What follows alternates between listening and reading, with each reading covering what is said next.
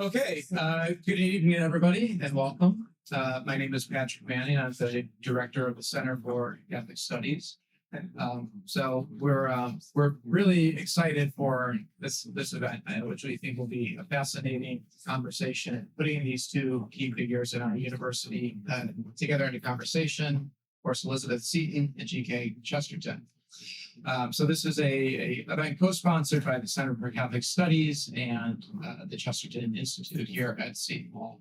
Unless I forget later, I just want to publicly thank Gloria, our director of the Chesterton Institute, for her tireless efforts in helping to organize and prepare this event.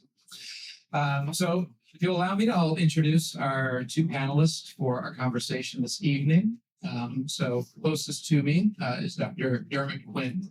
He's professor of history here at Seton Hall and specializes in British and Irish history, European intellectual history, Catholic thought, especially that of G.K. Chesterton and his circle. He's the author of A History of Seton Hall University, which was published not too long ago in 2023, and he is the editor here of our Chesterton Review. We also have with us Dr. Catherine O'Donnell, who some of you might have already heard from earlier today. She's a professor of history at Arizona State University, where she teaches undergraduate and graduate courses on early American history and the Atlantic world.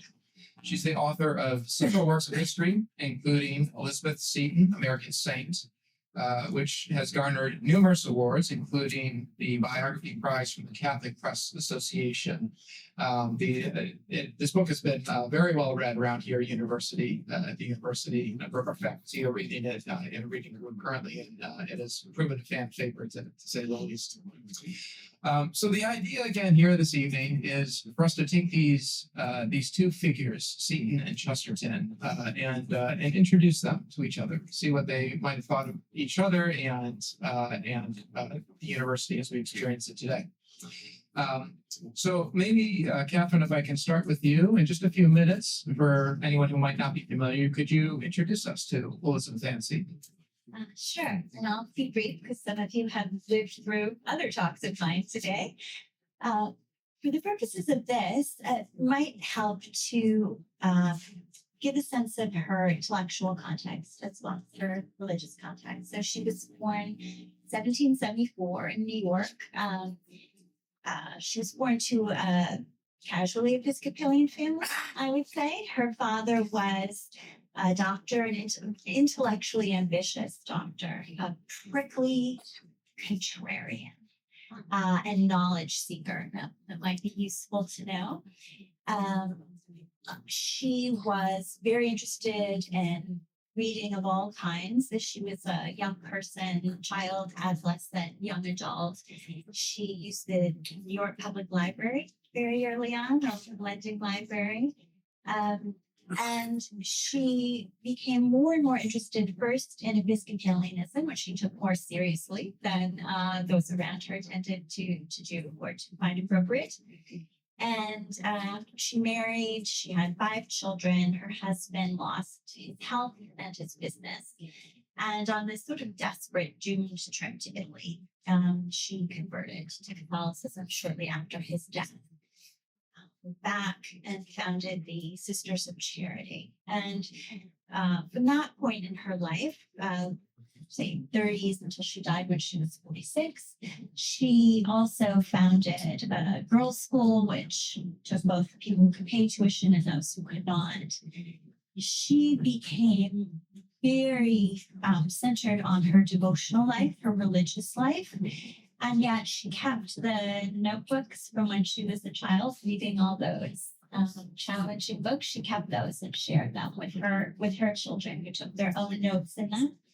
And she did make sure that the girls at her school had a somewhat more ambitious course of study than one might have expected at K-10. So maybe that gives us enough of a start. And let's have some Chesterton. Well, I'm very happy to talk about Chesterton. First of all, I'm happy to endorse, Patrick's congratulations to Catherine on her wonderful book. Thank Gloria for putting together our event this afternoon. Chesterton was born in 1874 and he died in 1936. So he died, he was born 151 years ago. Last year we celebrated the 150th anniversary of Chesterton's birth. Chesterton, you've probably seen pictures of Chesterton. I mean, Chesterton was a big, slightly shambolic person, and kind of a very well-known character in London. He was an extraordinarily versatile literary man.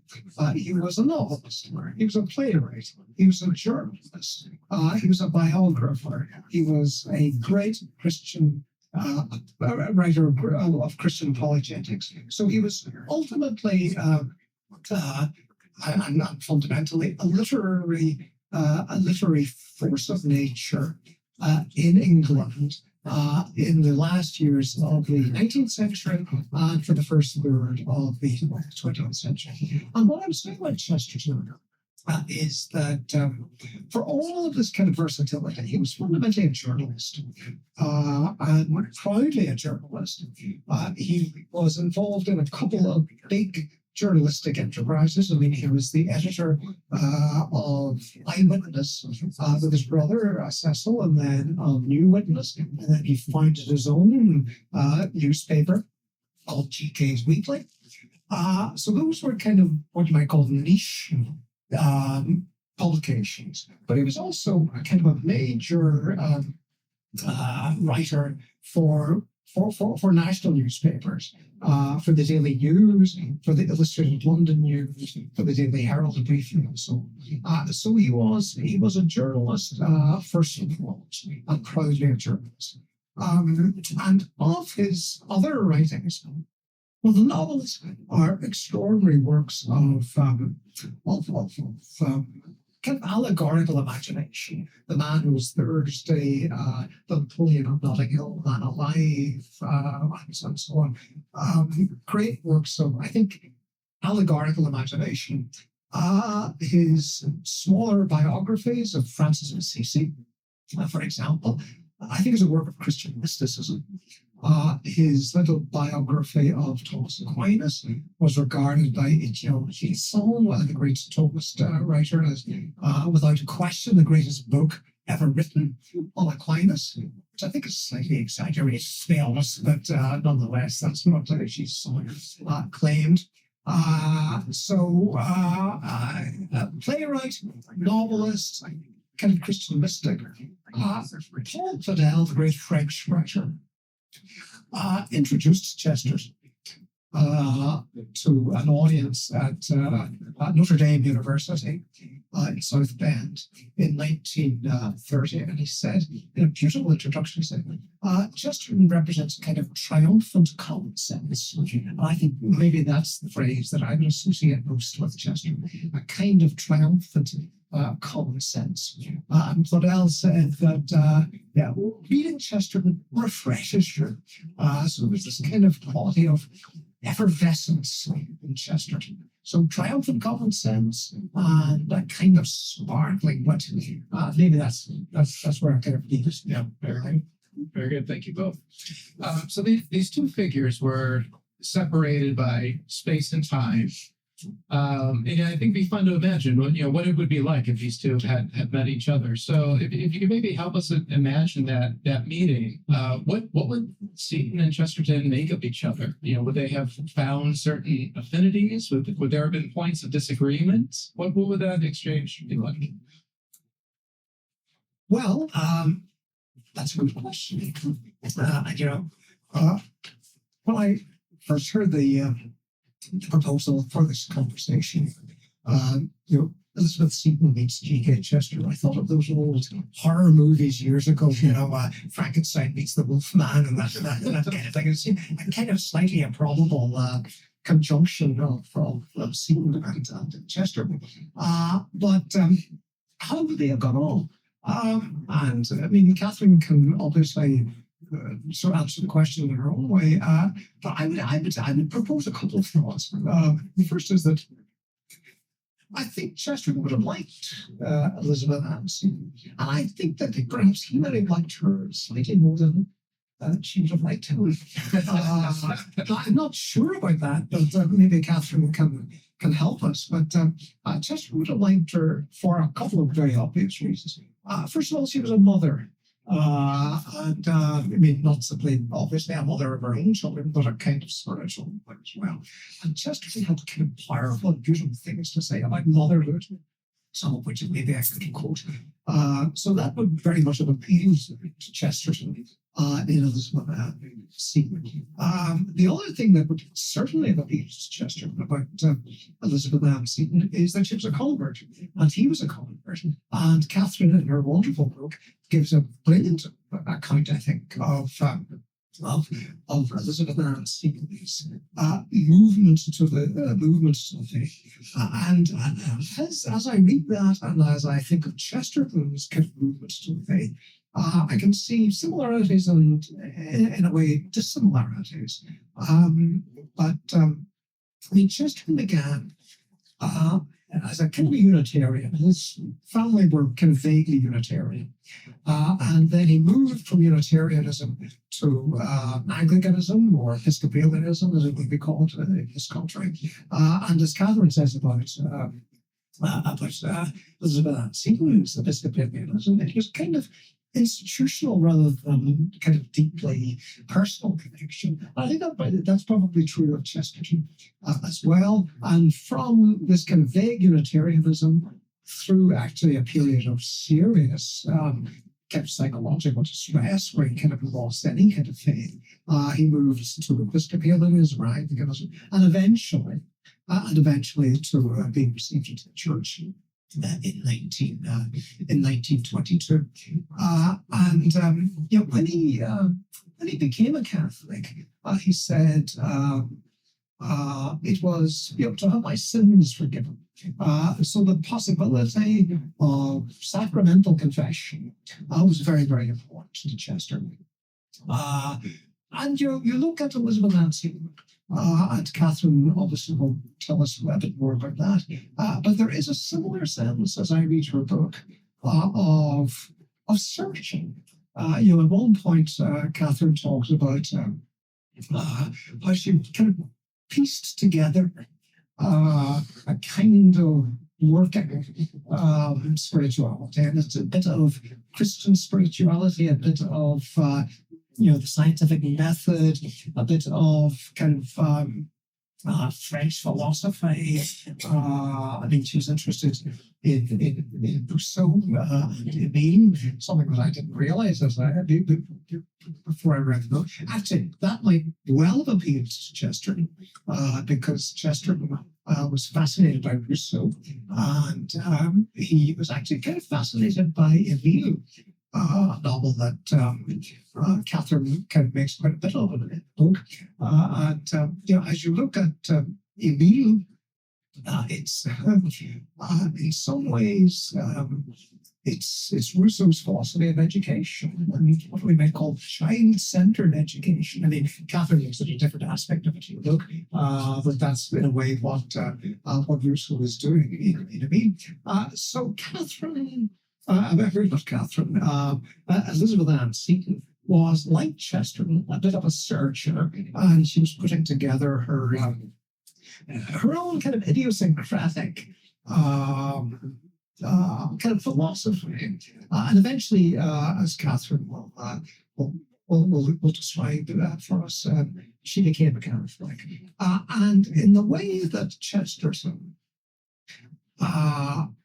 became a Catholic to have his sins forgiven. In other words, he had a particular sacramental idea when he became a Catholic. So, as Catherine described it in the book, Elizabeth Ann Seton had a sacramental impulse, if you like, which is to say her extraordinary sense of the reality of the real presence, which I think Catherine beautifully describes in the book. Yes. So perhaps we could. Okay, so Catherine, yeah. if you could elaborate. So Catherine's perfectly happy to sit here and listen about it.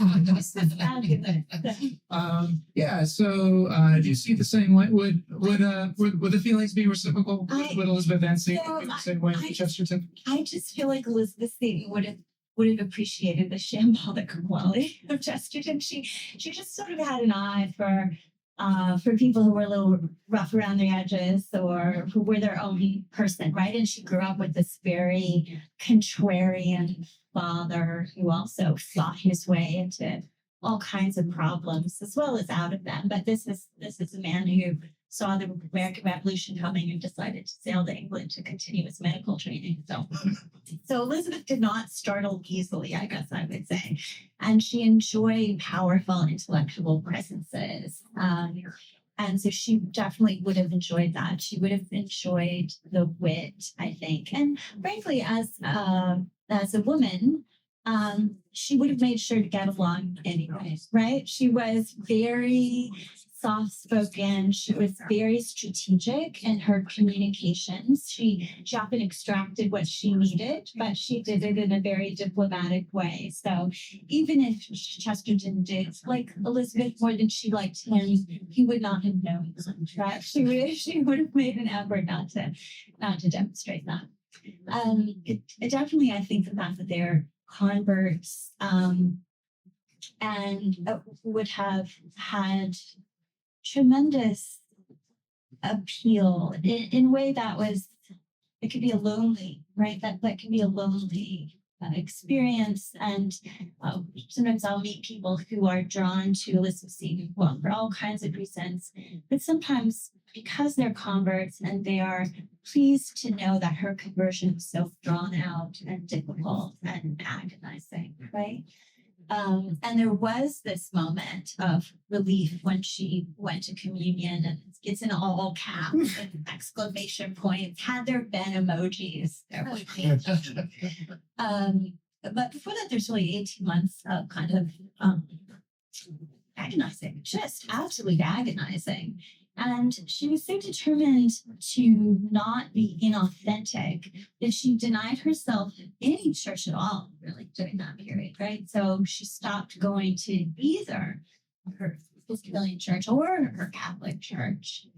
And something I want to ask you about is, so it's very clear in her account of this that she's going to think her way through this, right? She is going to figure this out. What is the answer? This is a woman who's figured things out her whole life, right? She's going to figure this out. Shall I be an Episcopalian or shall I be a Catholic? And she's like, she pesters people. She asks them for things to read, and she asks for parish priests at, in Manhattan, like, will they please send her things? And they send her feels like the apologetics they had lying around, which were 100 years old and not very good. So she thinks and she thinks, and then she doesn't think, right? She becomes convinced that there is an end to thought, that this is not a question that thought can answer. And she writes, I went laughing to Mass. And if they ask me about the Council of Trent and these provisions, I shall say, I will do what the church tells me. And she's saying that she knows how horrified many of her friends would be by that, right? Like, her choice is to stop choosing. And it's a very kind of conscious decision. And I'm wondering what you think, if they had had that conversation, what Chesterton. Well, it's an interesting question. And I think there's a bit of that in Chesterton as well. Certainly there was agonizing. There was, will I, won't I? And Chesterton, of course, had essentially convinced himself of the truth claims of the church long before he became Catholic. And the question was, whether orthodoxy can be as available to me as an Anglican, as a Catholic. his final hesitation actually was about how his wife would react to this. But he was assured by his wife essentially through a third party, third party priest saying, well, listen, she's just waiting for you, come on, sort of get hold of that. So I mean, that kind of settled that settled the anxiety. But to answer to kind of respond to your point, Catherine, what Chesterton always insisted was that the church is a truth-telling institution. So it has a kind of a guarantee. We are guaranteed. It's not as if I look at certain intellectual propositions and I reason myself towards those intellectual propositions, and I see that the church is in agreement with me, and therefore I'm in agreement with the church. I mean, that gets the thing quite the wrong way around. The truth is the church-telling institution, the church-telling body, and I am prepared, if you like, to submit myself to the authority of the church. So that's, I think, precisely your point. So we've been discussing up to this point, what would these two individuals make of each other? Let's bring them here to St. Paul now. So of course, we're at this place in our university community. We have inherited the legacy, taken up the legacy of Mother Seton. And Father Boyd, the founder of the Chesterton Institute, bringing the institute here. We've also embraced that legacy. So clearly, given this point, that we like these two figures. So I'm going to pose the question again: would the feeling be mutual if they should walk onto our campus today? What do you think they would make of this? Now we're many years past the time that they were living and what they had seen in terms of the educational institutions of the day. Surely much of what they would encounter here would be novel, surprising. But what do you think their impressions would be were they to walk onto our campus today and be sort of poking around? So I have to say that whenever I'm asked, what would Elizabeth Seton think? I always expect to be struck by lightning if I have the arrogance to answer. I don't know what she would think. But we will bracket that, right? And I will. She would be struck by all the statues of her that are around. She would say, "My goodness." I do honestly think that there are so many things about this university that I would just say make sense to her. One would be including the education of girls, of young women. So the co-ed quality would come as a surprise, but as would airplanes, right? Everything else. That she had a more kind of ambitious curriculum for young girls than she had to, certainly. She valued her own education very much. She read Mary Wollstonecraft, and she was just a very ambitious intellect. And I think that she might be pleased to see all these young women here. She certainly also, when her husband died, Elizabeth Seton had all kinds of skills, but she couldn't be paid to use any of them. She tried to be a teacher, was kind of available, but even that was a problem. So my guess is she would appreciate that young women can be educated for careers to be paid the skills that they attain. She was adamant that her school would accept non-Catholics as well as Catholics to teach. And that was also no obvious thing, right? Some of the priests in her life tried to talk her out of it. It was a bad business being a priest, trying to talk Elizabeth Seton something. never went well for you. And that didn't either. She just sort of was adamant, and Catholicism was important to that school, right? But she also not only educated girls who were not of that tradition, but she reassured their families that she was not trying to persuade them to be Catholic. Now, inevitably, they would decide they would want to be Catholic, right? And then that would involve negotiation with the families, and often went well. But so I think that that also would make sense to her. And I assume that, the university is always trying to figure out how to pay its bills, right? And keep the lights on. And she would have understood that too, right? Like you look at a day in the life of Elizabeth Seton, and it's prayer, it's reflection, it's mentoring, but it's also either, paying bills or convincing someone not to collect the tuition for one of the kids because she knows the family can't afford it and they'll find a way to make do without the tuition. So that kind of negotiation also, I think, that modern universities do, I think would feel familiar to her. So those are things I think that she would find just very sensible and welcome. Yeah, just on that last point, it's, we with all the talk about the impending demographic cliff, and can schools survive, and we think of that as very of this moment. This is a new challenge in the history of higher education and Catholic higher education. But I think you're saying in some ways, she would not have batted an eye of this. And in fact, she had endured very similar, maybe different causes, but similar challenges in keeping the school running and being able to still serve the students. Oh, absolutely. I mean, they lived in the attic. They were forever moving into a building that wasn't finished. It's kind of a joke among modern sisters and charities. Why didn't they wait until it was finished? But the reason is because they had to start taking students in. They had to start taking orphans in, or whatever it was. So the way that a university has a higher purpose, but it's also a bunch of chairs, and it's a bunch of electric bills, and it's donors who you need but want to keep them out. You need the money, and then you worry about what the money brings with it, right? All of that was bone deep familiar to her, and I think she would recognize that in a modern institution. Thank you. Yeah. So what about Chesterton? Well, Chesterton, if you ask for Chesterton's first impressions of Seton, I mean, the second impressions might be a bit deeper, but the first impressions I think would be, on the whole, pretty favorable.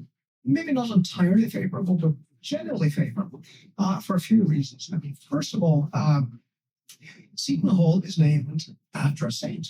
And that would certainly have appealed to Chesterton. I mean, when Chesterton came to America, he came to America in 1922, and then he came in 1930-31, a more extended visit in 1931. And he spent most of his time, or a lot of his time, at Notre Dame. He wrote about that, and he spoke at Notre Dame about the fact that what really appeals to me about your university is that it is named after Our Lady. So the fact that Seton Hall is named for a saint would greatly appeal to Chesterton. What might appeal to him quite so much is the way that you read Seton Hall's kind of promotional literature, and you're always reading that we are close to New York, and on the Midtown Direct. And Chesterton said, "Well, this is nothing to be boasting about." He gave a very famous lecture in 1927 when he talked about the coming peril. He said, the madness of tomorrow is more likely to be in Manhattan than in Moscow. So if you see Seton Hall's brochures saying, we're only 20 minutes from New York, he would say, well, that's 20 minutes that we should add another few hours to, this would probably be better that we aren't as close to Manhattan. As Seton Hall likes to boast of. What other first impression would he have of Seton Hall? He might see, as I sometimes see Seton Hall, as a kind of a big village. Seton Hall, has a kind of quality of a village. most people know most people. So in that sense, it's a community. And with any community, it has its ups and downs, it has its arguments, it has its tensions and its frictions. But it is recognizably a community. And I think Seton and Chesterton would have approved of that. He might have approved, he certainly would have approved of the fact that a lot of the best buildings of Seton Hall are Gothic, President's Hall and the chapel. And Chesterton loved Gothic. He says that it's the only architecture which is alive. And he said, in fact, it's not only alive, but it's the fighting form of architecture. He said, when he sees spires, he sees spears. A spire is like a spear which is on the march. Chesterton, when he became a Catholic, actually, he said, I'm becoming a Catholic to join the fighting form of Christianity. So it's slightly different from Elizabeth. Spectacularly different. So Chesterton was a sort of belligerent, bellicose, pugnacious defender of the faith, and that's why he liked Gothic as the fighting form of architecture. He would have liked that. He would have liked that about Seton Hall. I suppose the very last thing that he might have liked about Seton Hall, these are just first impressions, is that the president of Seton Hall has an Irish name. Chesterton has a wonderful passage in his, he wrote two books about Ireland, one called Irish Impressions and the other called Christendom and Dublin. And in the first of those books, Irish Impressions, he's got a long passage on the importance of names and Irish names. So the fact that we have a president with an Irish name, the fact that we have Fahey Hall, the fact that we have any number of buildings named after Irish people, I think just would be like that. So his first impressions, I think, of Seton Hall would be pretty favorable. That's a kind of facetious answer, Yeah. but thank you, Mark. So I hear you saying it probably would have fit in pretty well here, but it also sounds like it was no accident that he ended up at Notre Dame, home of the Fighting Irish. It seems like that. It's a very good fit for him. See, that's another thing. Elizabeth would have seen her father, I think, and not because her father was this doctor who, during the first yellow fever epidemics in New York, her father was a scientific physician, and nobody knew that mosquitoes were the vector, right? But her father could tell that where there's standing water, people were getting more yellow fever. So he was coming close. But anyway, he was fearless. He would go around and he would just yell at people to clean up. Then the ship's captains would bring in coffee. And when coffee rots, if you've ever had a coffee maker where the water can get in the ground, it's a terrible thing. And so they thought that the ship's cargoes were causing yellow fever. And he's like, well, you can't unload the cargo, son. And he was constantly at war with New York. And when he died, the obituaries were like, well, no one could stand this man, but we did respect his fight. And that's what she brought. And she has that. I think if she met a man or a different roll of the dice, her tenacity would have come out in a more pugnacious way, but that was not the life she lived, and that was not the persona she chose. But I do think she would never have thought, oh, good, there's a spire that reminds me of a spear. But she would have really appreciated someone who did think that way.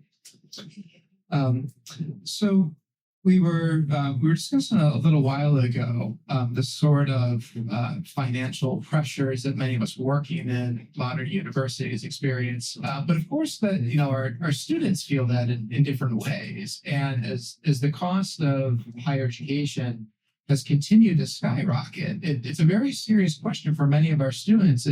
Is this worth it? This very high price tag on a university education, and sometimes especially at a private Catholic institution. And I wonder what Seton and Chesterton would have to say about that. In light of how expensive things have become, and the prospects for our students, what they may or may not be gaining through the Catholic university education. What would they say? Would they argue for, no, this is still worth it? This is something that the Catholic Church should still invest in, that our students and their parents should invest in. What do you think they would say?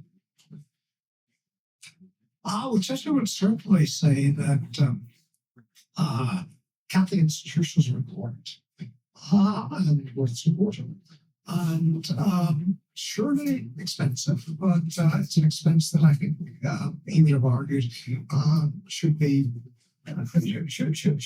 should be met. I mean, you're certainly right that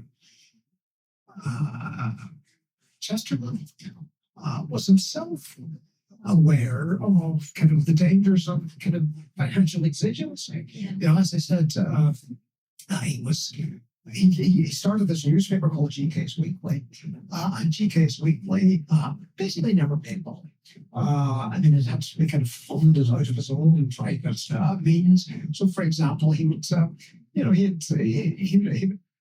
write a few more Father Brown stories to keep GK's Weekly going. That was the kind of thing that Chesterton did. So Chesterton was himself, I think, not a great businessman. If you look at the organization or the kind of the way in which his newspaper was funded, by any kind of cost-benefit analysis, it was not a going concern, and yet he made it a going concern because he believed in it. So, in other words, the money will be found somehow or other, and he found money. But as for your basic question, that would he have been in favor of distinctive Catholic institutions? Absolutely. He spent his second trip to America largely at Notre Dame, and he was given honorary degrees there and a Holy Cross and so on. So he was certainly a believer in the importance of Catholic institutions and Catholic colleges.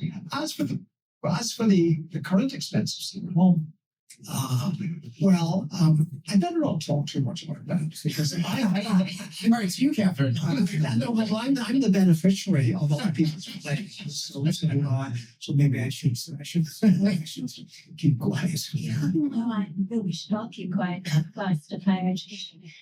Certainly, she believed in knowledge as crucial for the individual and the society, and she believed in Catholic knowledge as Christian. So that goes without saying. But the idea that the idea that something would be necessary, a college education, and yet extraordinarily expensive, she would have immediately seen the problem there. And it would not have been a theoretical problem for her. So her husband was a wonderful man, but he was not a wonderful merchant. And this is also during the Napoleonic Wars. Literally a ship with gold in it that he had an interest in sank. And he lived in fear of debtor's prison. He was terrified of going to debtor's prison, just terrified. And to his great fortune, the first bankruptcy law in the country was passed in 1800, just in time for him to benefit from it. Well, what that meant was he didn't go to prison, but he still faced the humiliation and the loss. And at the time, there were these rituals around it where someone had to come to your door and knock on it, and you had to refuse to answer your door. This had to happen 3 times before you could be declared a bankrupt. And Elizabeth was the one who had to say, he's not in, he won't come to the door, he won't come to the door. And then you had to give an inventory of everything you owned. And because of the way merchant society worked, they were in debt to their friends. They were in debt to their families. And these chains of debt were threatening to bring their family members down and their friends down as well. So not only did everyone know about your debt, but you were kind of harming them. And when the inventory had to be taken, she took it herself. She went around her house and she wrote down 3 shirts, 5 pants. You can see it in her handwriting. So I bring all that up because debt is painful. Debt is psychologically challenging. It's physically challenging. It means you can't do other things you want to do. And a lot of people pursuing college education face that kind of debt. At the same time that they're told that I tell them, this is good for you. And it is good for them, right? But I'd like to think that she would have taken it very seriously. It would have started as empathy, but would have also been analysis. She would have taken very seriously. We're saying we need this Catholic education, higher education generally, as a society. And we're saying these individuals we love need it. Should we be putting them at this risk of this terrifying thing in order to get that thing? So she wouldn't have solved the problem, but I think she absolutely would have taken it seriously. So in just a moment, I want to open it up to our audience for any questions or reactions that you might have. So maybe as people are formulating their own questions, just briefly, I mean, any final sort of thoughts or reflections thinking about, a meeting of these two figures or their experience, how they might react to the modern university. I mean, if you could each speak maybe just briefly a moment, and we'll turn it over to our audience. Well, I would say Chesterton would admire this about Seton. He admired a number of things about Seton, but he would certainly admire the fact that Seton is a core curriculum. And why he would admire Nancy, I made him say that. Because Chesterton is notion that there are certain fundamental requirements for an education. You cannot prescind from the deeper metaphysical and theological and philosophical questions. To the contrary, there has to be something that integrates and makes intelligible all of the subjects of a university. So it's not simply an a la carte menu, and I'll choose a bit of this and a bit of that and a bit of the other. There has to be some kind of grounding intelligibility. And that grounding intelligibility would be provided, as Chesterton would see it, by asking and answering certain theological and philosophical questions. Now, our core curriculum, what's even all, proposes certain standards or certain criteria by which you can adjudicate the intelligibility of all knowledge claims, whether they are sociology or political science or biology or whatever. That, I think, would be a powerful attraction to Chesterton about Seton. Now, he would, I think, find fault with other aspects of Seton's operations. Maybe a modest fault, maybe some small complaints. But to the extent that Seton Hall has a core curriculum which believes in the integral nature of all of the activities of a university, Chesterton would be very much on board with what Thank you. Catherine, final thought? Yeah, that makes sense. And as someone who, I love my university, but we do not have that kind of a core. It's enormously appealing. And I think that Elizabeth Seton would have seen that coherence as essential. I think she would have loved that, the science, right? The sciences are here as well as the humanities. She had an interest in both. She lived at the beginning of sort of people talking about atomic theory. She was fascinated by that. She found atoms were fabulous. And I think, just even listening to the various things that your students were studying at that ceremony, that there are business students, that there are PAs, that there are nursing students. Someone who was doing, what was this young woman doing? Political science, religious studies, and a minor in business administration. Yes, I just think that Elizabeth Seton would have found it enormously gratifying to have a place, to know that there's this place where someone can do all of those things. And as you say, also do these essential deep things, right? That come out of the core. Thank you very much. Okay. So let's open it up. What questions or comments do you have? Please. First of all, thank you to both of you for time for Kenneth.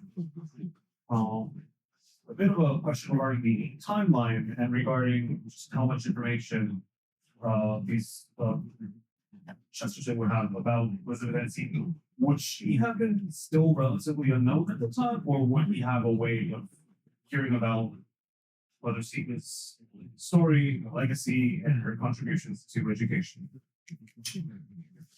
Well, that's a good question. Maybe Catherine, you might be able to answer that better than I could. Yeah, I mean, she was not so well known that we would have expected Chesterton to know about her. I think that that's fair to say, but it wouldn't have been impossible.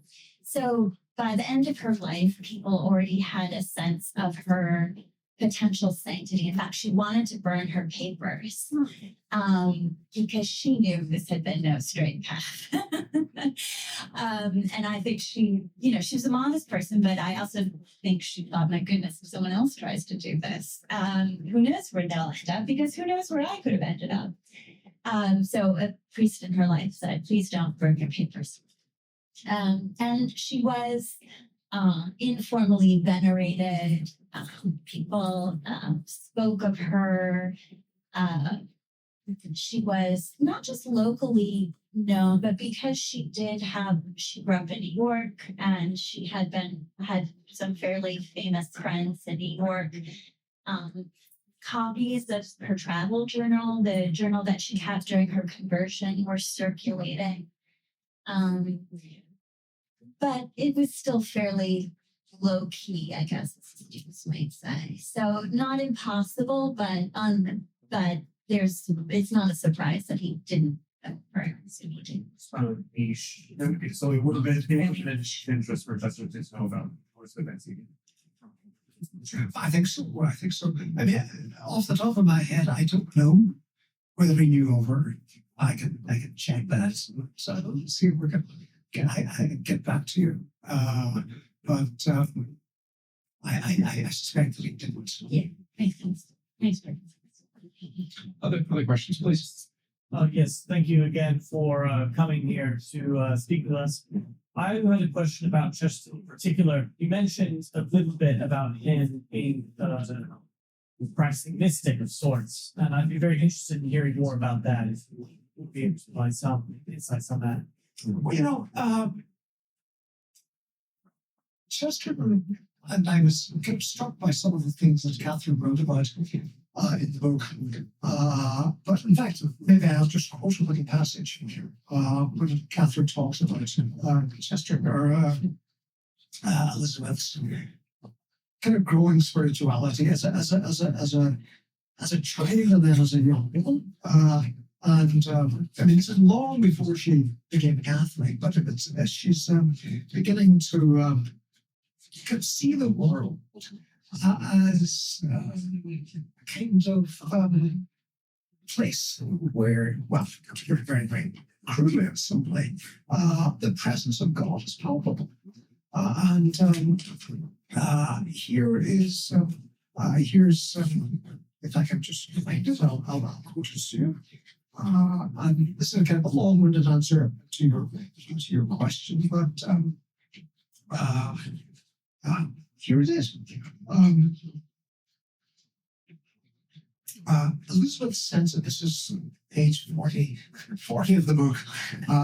Elizabeth's sense of God and nature, for its part, resonates with both the past and future of Protestantism. It harks back to Jonathan Edwards, the great Protestant theologian, who a few decades before her birth celebrated earth as the canvas of God's revelation. Earth as the canvas of God's revelation. That's Catherine's original phrase. And she quotes Jonathan Edwards. I am not ashamed to own that I believe that the whole universe, heaven and earth, air and seas, and the divine constitution and history of the Holy Scriptures be full of images of divine things. So, full of images of divine things. And that in some ways is a kind of a standard view of the world as reflective of its divine creator. But with Elizabeth, and then I think with Chesterton, to answer your question, it becomes a bit more than that. Catherine goes on to quote Wordsworth. But in the mountains did he feel his faith. All things responsive to the writing there breathes immortality, revolving life. And then their littleness was not. I mean, in the material world, their littleness was not. The least of things seemed infinite. Least of things seemed infinite. And that's Wordsworth. But with Chesterton, you have what is often called the sacramental imagination, where you can see that material things and the material reality of them as bearing supernatural meaning, as bearing, if you like, mystical meaning. So that, to put it very, very simply, the natural becomes more itself by being understood supernaturally. Things become really things by being understood supernaturally. And that is a kind of mystical insight. And that's what's often called the sacramental imagination, and that's why Chesterton is often referred to as a sacramental writer, because material things are seen to bear spiritual meaning, and that they become spiritually meaningful by being understood precisely as material things. They have that kind of spiritual significance. That's basically sacramental theology, and to see that in the way that Chesterton was sold is to have a kind of mystical insight. I mean, you can accept that as a kind of abstract principle, and you can say, well, that's I can understand that as an idea. But to experience it as a reality, I think is much more a kind of a mystical insight. So that's, I think, to give you a long-winded answer to your question, what makes him a mystic? He has that kind of deep, intuitive, sacramental isolation, which sees the material world as pregnant with spiritual significance. I think we have time for one more question. Oh boy, yeah, please. Yes. So at a certain point, you dialogue mentioned that both Mother Seton and Chesterton as submission to the authorities of the church. But they have a question first about how to sit with them because I don't know where God just not and me, so fine. So my question would be, how instead of using the word submission, would you use obedience in the sense that she was able to stay obedient while in a way remaining autonomous in keeping the clear vision on education she had and building what she did. You know what I mean? And as the education of the whole person, that is why I felt love the term as well. So would you agree with that? And how was she able to do that? You know, because she was able to find. I mean, I saw another documentary about Mother Seton recently, a very long time ago movie. It was very interesting because they focused also on the relationships she had with the bishops and and all the problems, the practical problems she had to face. So she was very brave for the time. You know what I mean? So how do you think she was able to stay in Catholic family? Right. Such a wonderful question. And I think of her vows, it was the vow of obedience that, obedience was the challenge, obedience was the rub. But she yeah. And it was a struggle. I mean, it was a shock to her to she was truly reprimanded by one priest, really kind of two priests, for not submitting sufficiently to their guidance. And she didn't think, I am bravely challenging them. She didn't understand what her responsibility was as Mother Seton to obey their instructions about how the sister should seek guidance. So that was an extraordinarily painful moment for her. It was one of the few experiences of failure, I think, in her life.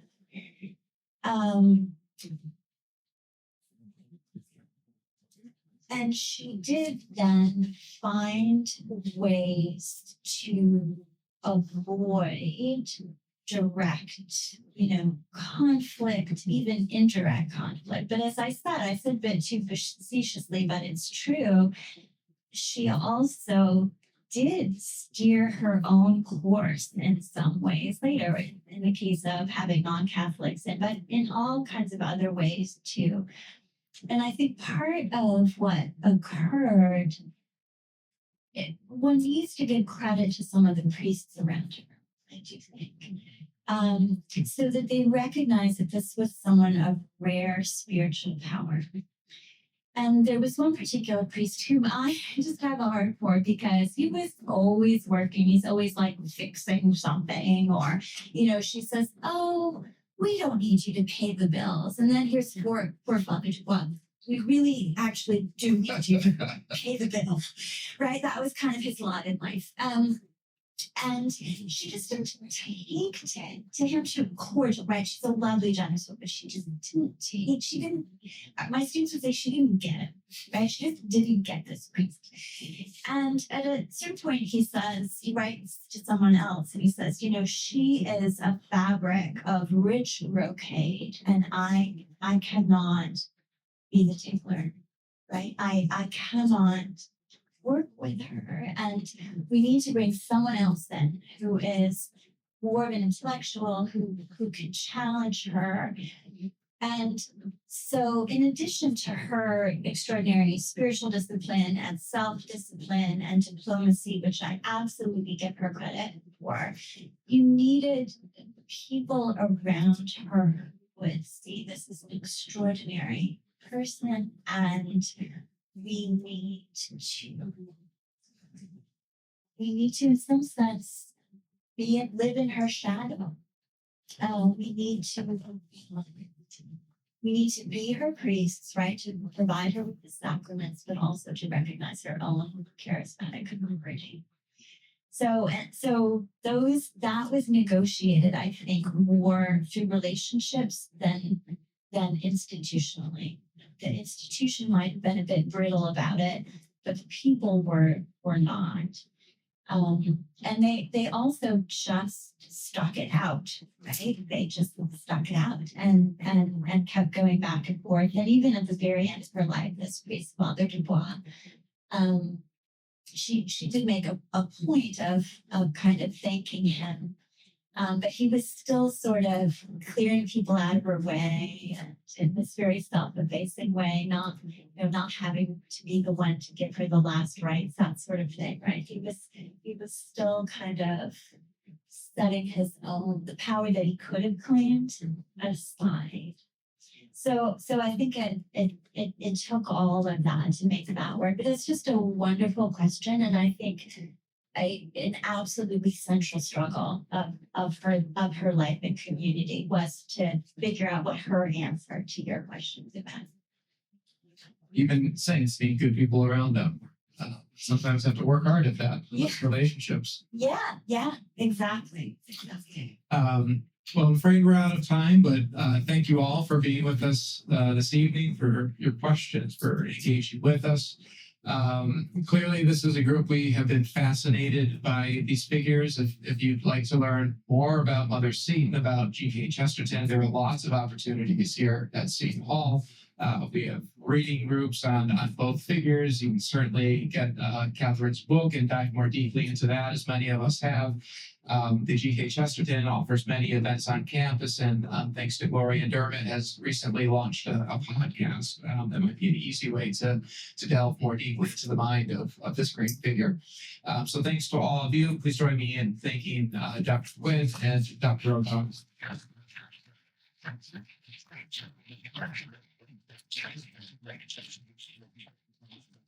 Okay, have a good night. Thank you. Thank you. Thank you. Sure, so I think